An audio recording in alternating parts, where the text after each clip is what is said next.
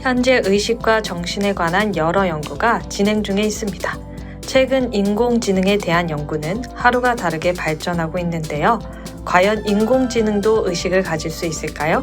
그리고 과연 얼마나 인간과 유사하게 발전할 수 있을까요? 안녕하십니까, 아제너드 오 작가입니다. 안녕하세요. 아제너드 2D입니다.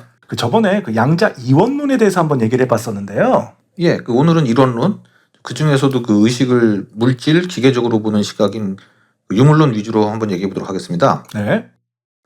이미 전편에 한번 말씀드렸던 고 마빈민스키, 이분이 인공지능 분야의 창시자로 통하는 분인데요. 이분 외에도 저희 5세대 컴퓨터 편에서도 언급했었던 컴퓨터 프로그래밍 언어 리스프를 만든 존 메카시, 이분도 인공지능과 컴퓨터 공학 분야에서 대단한 업적을 이룬 분이고요. 네. 또 정보 이론의 창시자인 클로드 셰넌, 이런 분들과 같이 1956년에 다트머스 회의라는 공동 연구를 했는데, 이 회의를 인공지능 분야의 탄생으로 보기도 해요. 이후 1958년에 마빈 민스키가 MIT 교수로 부임한 후에 이듬해 인공지능 연구소를 공동 설립을 합니다. 1956년에요? 예. 인공지능 연구소요? 예. 대단한데요? 예. 저분들 다 한가닥 하시는 아주 대단한 분들이거든요. 아무튼 마빈 민스키 이분의 사상은 한마디로 이 말로 정리할 수 있습니다. 인간은 생각하는 기계다, 이 말이요. 인간은 생각하는 기계다. 예. 인공지능의 권위자다운 말이긴 한데 딱 봐도 이론론주의자로 보이긴 합니다. 예. 일단 이분은 좀 모두가게 스타일로 유명해요. 심지어 자신이 공동 설립한 MIT 인공지능 연구소마저도 그냥 엄청나게 까던 분이에요. 전편에서도 로저 펜로즈에 져서 황제의 새마음을 면전에서 비판했다고 하셨죠? 네, 그렇습니다. 마빈 민스키는 로저 펜로즈는 인간이 물질이라는 것을 인정할 용기가 없는 겁쟁이라고 비난했어요. 겁쟁이요? 예, 굉장히 안 좋은 그런 건데, 하여튼 이렇듯이 이분은 방금 말씀드렸던 것처럼 인간과 기계는 구조적으로 차이가 없다고 보는 분이에요. 예전부터 그런 얘기는 많았던 거 아닙니까? 인간도 어찌 보면 기계와 같은 거라고 보는 시각과 아니다, 생물과 무생물에는 근본적인 차이가 있다는 시각. 그렇죠. 다르게 생각해 보면은 그것이 이론론과 이원론을 구분하는 시각이라고 할 수도 있는 거 아닙니까? 그렇죠.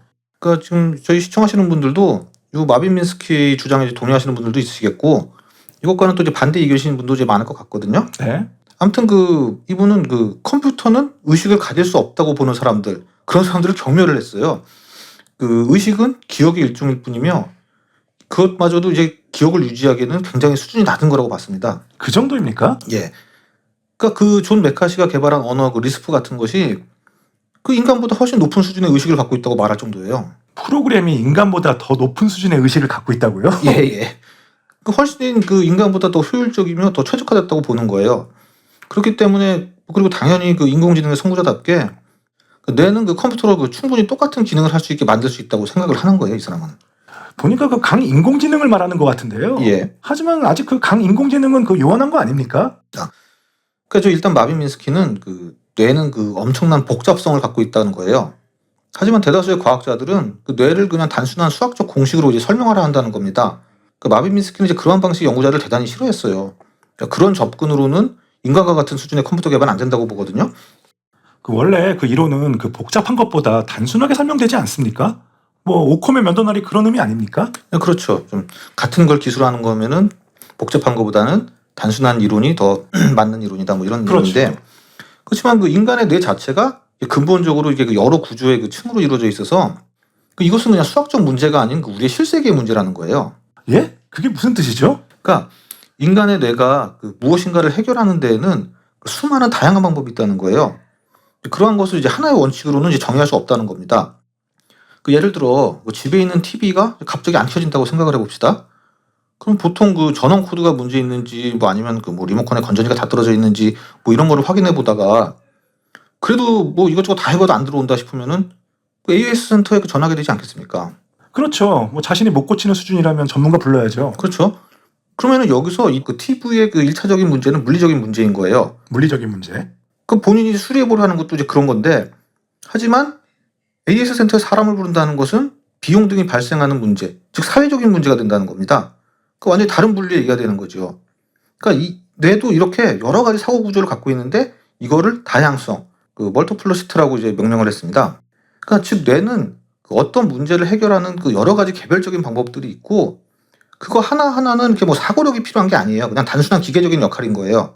그렇지만 그러한 수많은 것들이 합쳐져서 이게 하나의 사회처럼 조직되어지고 그렇게 되면은 이제 사고, 즉 이제 생각을 하는 것처럼 문제를 해결한다는 거예요.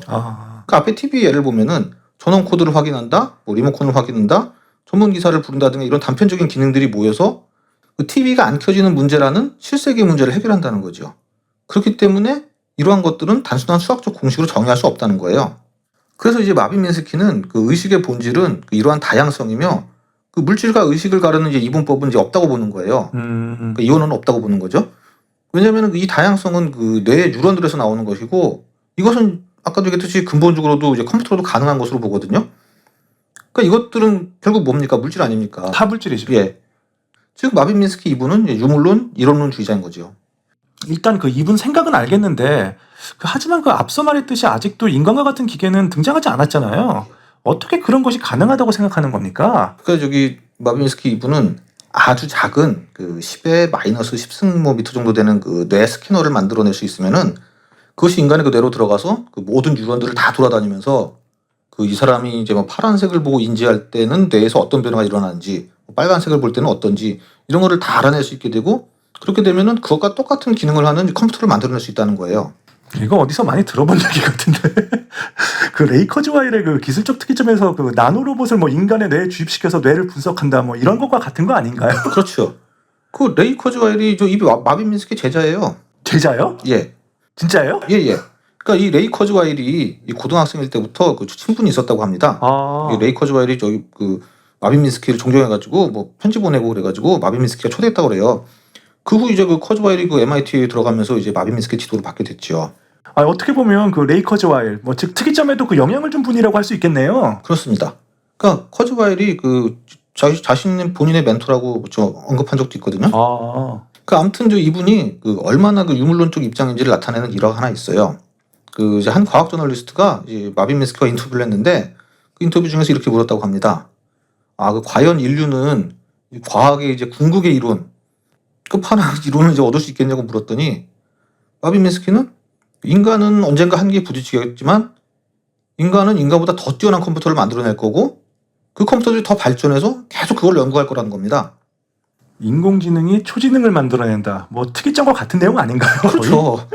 그래서 그 질문했던 그 저널리스트가 아니 그것은 그 기계의 과학이지 인간의 과학은 아니지 않냐라고 재차 물어봤더니 지금 당신이 한 말은 어떻게 보면은 인종차별적 발언이다 이렇게 얘기했다고 합니다. 그게 무슨 뜻입니까? 인종차별이요? 예. 그 이분에게는 인간이나 기계나 구조적으로 똑같은 것으로 보니까 인간과 기계를 따로 생각한다는 것은 일종의 인종차별을 하는 거죠. 아니 진짜 그렇게 생각할 정도입니까? 그러니까 농담처럼 얘기한 것 같긴 한데 정작 저 말을 할 때의 표정은 뭐 전혀 웃음기도 없었고 빈정대는 투로 말한 게 아니라고 합니다. 아무튼 그 이분은 그 자기 이론에는 아무런 잘못된 것이 없고 이미 그 의식이라는 문제에 대한 것도 자신은 다 해결했다고 생각을 해요. 그리고 그렇고 사람들이 왜 자신의 주장을 안 들으려 하는지 이해를 못 하겠다는 입장입니다. 뭐 이분처럼 뭐 비슷한 그 입장으로는 뭐 그 중국어방 편에서도 언급했었던 그 데니얼 데넷 이분도 그 이론론 유물론주의자인데 그 이분 그 1992년작 그 설명된 의식이라는 책이 있어요. 네. 거기서는 이제 그 의식은 뇌라는 컴퓨터에서 작동하는 여러 가지 그 보조 프로그램들의 그 상호작용이 만들어내는 환상일 뿐이라고 주장을 했습니다. 환상이요. 참 대담하시네요. 예. 그럼 그 이분들 주장답게 현대에는 그 이론론이 대세라고 했는데 예. 그 전편들에서 알아봤듯이 그 이원론의 문제처럼 이론론에는 문제가 없는 겁니까? 예. 그 이론론이 유물론에도 이제 몇 가지 좀 문제가 있어요. 그러니까 의식과 자아는 결국 그 우리 뇌, 즉 물질의 작용에 의한 것이라고 하지 않습니까? 이 그렇죠. 유물론에는. 예. 근데 만약 물질이 바뀌게 된다면요? 물질이 바뀐다. 그게 뭔 소리입니까? 그 락밴드 중에 그 예스라고 있습니다. 아는데요. 영국의 그 프로그레시브 락밴드 아닙니까? 예. 뜬금없이 왜 락밴드 얘기하세요? 예. 그러니까 이 밴드가 그 1968년 꽤 오래됐죠. 그때 네. 결성되어서 아직도 현재도 활동 중이에요. 네, 알고 있습니다. 근데 그 처음 결성 때의 멤버는 지금 한 명도 안 남아 있습니다. 그 유일한 원년 멤버이자 그 이 밴드명 그 예스에 대한 권리를 갖고 있던 그 베이시스트 그 크리스 스콰이어가 2015년에 사망했거든요. 그러면은 지금 활동하는 밴드는 처음 결성됐던 그 밴드 예스일까요? 아니면은 새로운 밴드인 것일까요? 이거 듣다 보니까 그 테세우스의 배 내용 같은데요. 네, 맞습니다. 그러니까 그 테세우스의 배라는 것은 그 고대 그리스의 그 영웅으로 그 귀환했던 그 테세우스가 타고 왔던 배를 그 아테네 사람들이 그 기념을 하기 위해서 오랫동안 보존을 했어요. 네. 근데 이제 보존하다 보니 그 배 판자가 썩거나 하면은 그 새로운 판자로 갈았는데 그 정말 그 오랜 세월이 지나다 보니까 배의 모든 부분에 원래의 부품이 하나도 안 남고 다 교체가 되었다 그러면은 과연 이것이 그 원래의 테세우스의 배가 맞냐 아니냐라는 문제입니다. 이것에 대해서는 어떻게 생각하십니까? 아, 글쎄요. 좀 애매한데요. 예, 굉장히 어렵죠.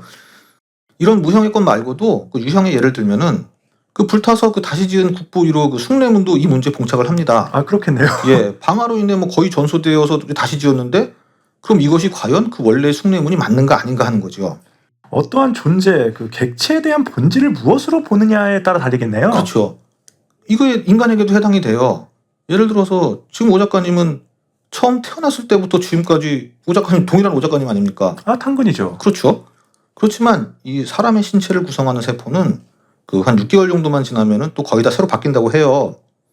그러면은 뭐 이전의 세포는 거의 안 남을 뿐더러 그나마 뭐 오래 간다는 뭐 신경 세포들도 한 10년이면은 다 새로 바뀐다고 하거든요. 그렇다고 보면 여기에도 그 테세우스의 배 같은 난제가 생기지 않겠습니까? 아, 듣다 보니까 그건 그러네요. 그렇죠. 그러니까 유물론에 의하면은 의식 자체가 물질인데 그럼 물질 구성이 전부 다 바뀌었다면은 의식도 뭐 없어지고 새로 바뀌어야 되는데 그건 아니지 않습니까? 그렇죠. 말씀드렸듯이 그 10년 전의 오 작가님과 또 지금의 오 작가님은 같은 의식을 갖고 있는 거 아니겠습니까? 그렇죠. 이거에 대한 설명이 어렵죠. 아, 그러네요, 진짜. 예. 그러니까 이 테세우스의 배는 뭐 어떻게 보면은 그 SF 영화 등에 등장하는 그 뭐 순간 이동이라든지 뭐 복제 인간 이런 데도 해당되는 문제인데 그 오늘 주제는 아니니까 그 부분은 뭐 후에 나중에 한번 별도로 다루도록 하고요. 뭐 스타트rek이나 뭐 더 플라이 같은 데 많이 나오죠. 그렇죠. 바로 그겁니다. 아무튼 뭐 이러다 보니까 즉 그 존재에 대한 것을 그 물리적으로 설명하는 것이 아닌 철학적으로 그 형이상학적으로 접근하려는 주장들이 있어요. 아니, 이건 또 뭡니까? 이건 그 이론론입니까? 이원론입니까? 그러니까 이거는 그 전편들에서 말씀드렸듯이 원래 이 의식이라는 것은 그 철학의 영역이라고 하지 않았습니까? 아, 그러셨죠. 근데 이것이 뭐 그때 프랜시스 크릭 뭐 이런 사람들에 의한 뭐 DNA 발견 등을 통해 이제 그 과학의 영역으로 넘어오게 되면서 그 이론론주의들이 많이 등장을 하게 됐는데 다시 이것을 일종의 그 철학의 영역으로 돌려놓는 시도라고 할 수 있어요. 아, 이 중에는 뭐 유심론이라고 하시는 내용들도 있고요. 유심론도 이론론 아닙니까? 예, 그건 그렇죠. 다만 그 앞에서 지금 여태까지 살펴본 유물론은 물질이 전부라고 보는 시각이면은 유심론은 반대로 이제 모든 것은 그 의식에서 비롯된다고 보는 견해예요. 너무 관념론이라고 부르기도 하는데 이게 뭐 엄격하게는 내용이 좀 다르기 때문에 구분하는 게 맞다고는 합니다만 여기저기서는 아직도 동료처럼 쓰는 경우가 많아요. 유심론과 그 관념론 말이죠. 예예. 점점 머리가 아파오는데 뭐가 이리 복잡합니까? 아, 그럼 뭐 그 인간의 의식에 대한 탐구가 뭐 단순하지 않겠죠.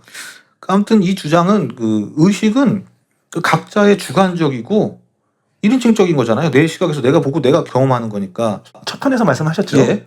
그 이러한 경험의 영역은 과학적으로 정의할 수 없다는 거예요. 돌고 돌아서 다시 처음으로 돌아가는 느낌이네요. 예. 그러니까 이러한 주장들이 있는데 이러한 주장들에 관해서는 그 다음 시간에 얘기해 보도록 하겠습니다. 또 다음 시간입니까?